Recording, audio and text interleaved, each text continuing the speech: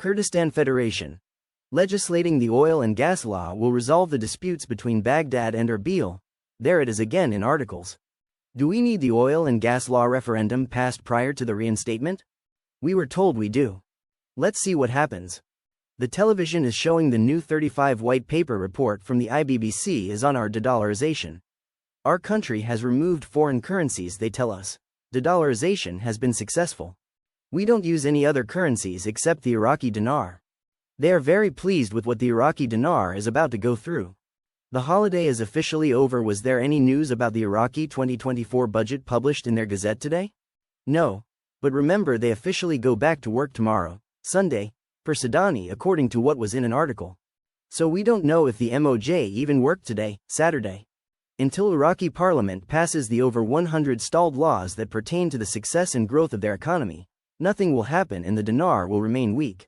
Years have passed and still no progress on passing these laws.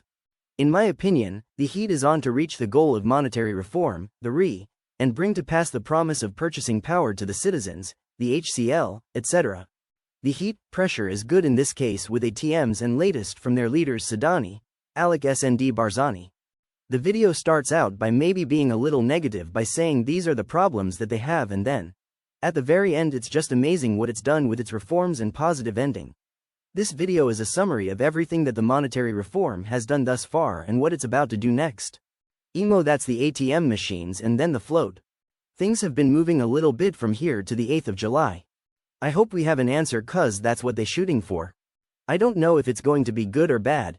It's more good than bad, but I don't want to say anything about that, cause if anything happen you're going to say, hey, but you said this. You said that. IBBC conference. Much to celebrate in Iraq as energy takes center stage. This conference seems to be shedding a positive light on Iraq. There is good reason to in doing so. Iraq is about to break out in a very big way. No stopping her at this stage now. Way too many legal obligations on the table. There will be far more to come. The leader of the State of Law Coalition, Saad al-Muttalabi, confirmed today, Sunday, the possibility of Iraq submitting an official request to the United Nations to remove American forces from Iraq. Al-Muttalabi told Al-Maluma Agency, removing American forces from Iraq requires a unified position by all components to put pressure on the government to proceed with the procedures for the exit of foreign forces, especially the American ones, from Iraq. He added, the presence of American forces in Iraq is linked to a political decision of the American administration, which requires the government to research this matter. Popular, political and tribal demands are increasing for the necessity of removing foreign forces, led by the American forces, from Iraq as soon as possible, warning at the same time of a dangerous escalation if their crimes against the security services and their infringement on the country's sovereignty continue.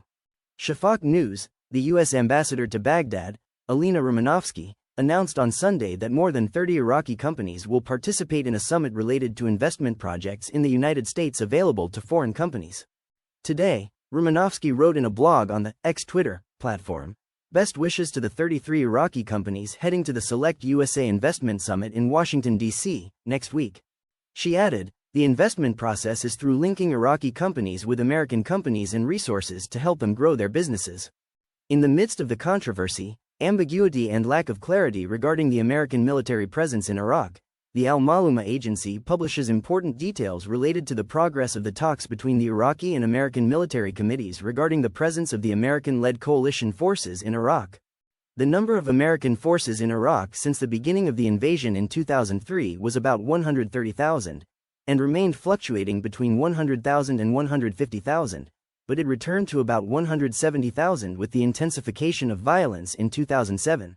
At the end of 2011, the United States ended its invasion of Iraq under President Barack Obama, and withdrew its forces from the country, with the exception of a small number of military advisors. However, with the terrorist organization ISIS invading large parts of the country in 2014, Washington doubled its forces to more than 5,000 members, before reducing them again to 3,000 in 2021, then to about 2,500 this year, under pressure from the Iraqi parliament.